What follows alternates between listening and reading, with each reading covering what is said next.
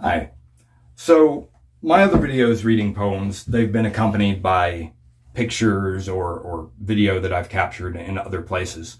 Today I'm going to do a little bit different. I'm actually going to face the camera and read it directly. Obviously I'm reading from my book. Links can be found below to get a copy. Your copy won't have these white borders. I changed the cover up. This is a first edition. Anyone who orders from here out will be getting a nicer looking cover, in my opinion.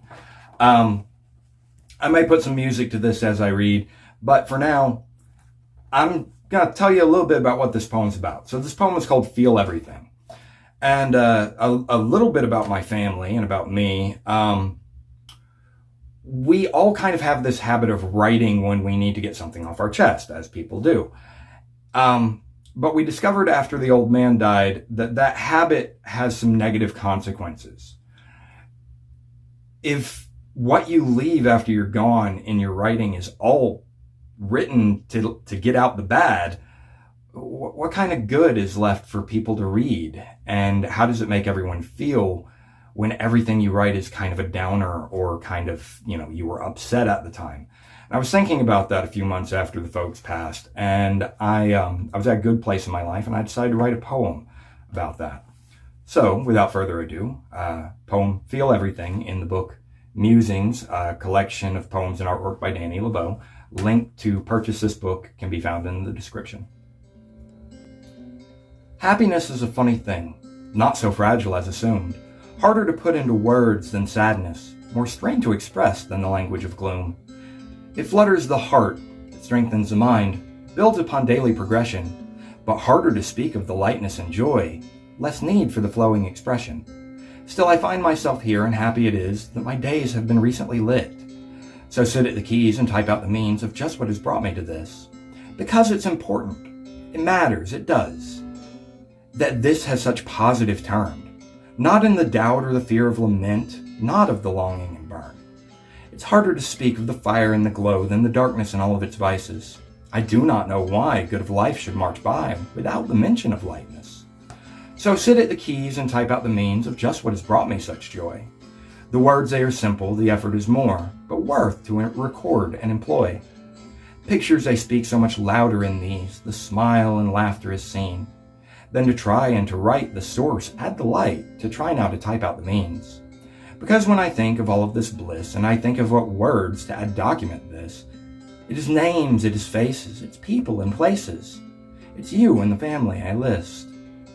And though the stresses of life haven't lessened, I find myself stronger to lift of the charge. I find myself able to sing through the dark, and in that I think there is lesson. History records of conflict, history records of strife, but history's written in history's litany forgets of the lightness in life.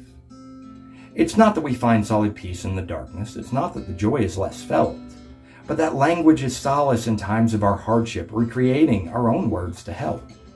In order to hear them spoken back, to remind us in the end that we made it through, to hear our own words as if spoken on cue, as if someone were there by our side, there in the darkness, with us in the night. But when loneliness fades and hours turn to days, when we walk not alone but together, it's easier to mention the storm and the lightning than it is to speak so of fair weather. I wish to express, I wish to record, by smiles and by laughter, but also by word, that there is more to see than life's pains. So in this time of happiness written, it's important to mention the gains.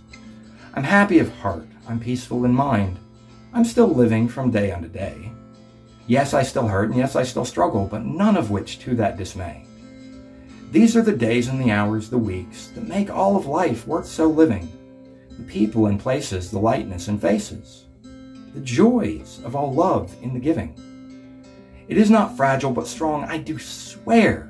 It is not weakness nor wrong in this prayer, but its power is found in small grace.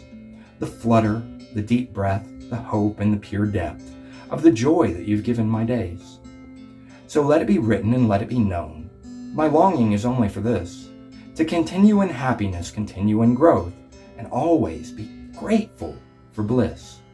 Not to remind that I made it through, but that reason there is for all of our cues.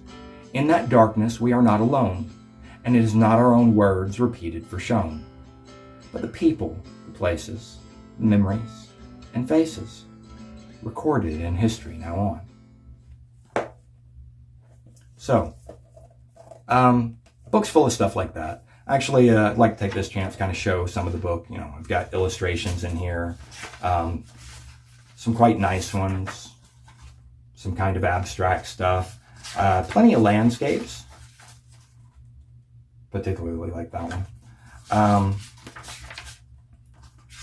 But I did fill this book, as the description does say, with all sorts of images that kind of fit the theme for whatever the poems are. And as mentioned, links going to be down below. If you like the poem, if you want to hear more, please like and subscribe to the channel. I throw up all sorts of random stuff, very infrequent basis. But I suck at marketing and I suck at social media. And I'm good at talking to the camera. And, you know, of course, writing and drawing and such. Have a nice day. Don't want to take up too much of your time. Anyway, also, if you want to buy any of the artwork, like on any decor or anything, I have a Redbubble store. You can check out my my website. I'll put a link for that in the description as well. Peace.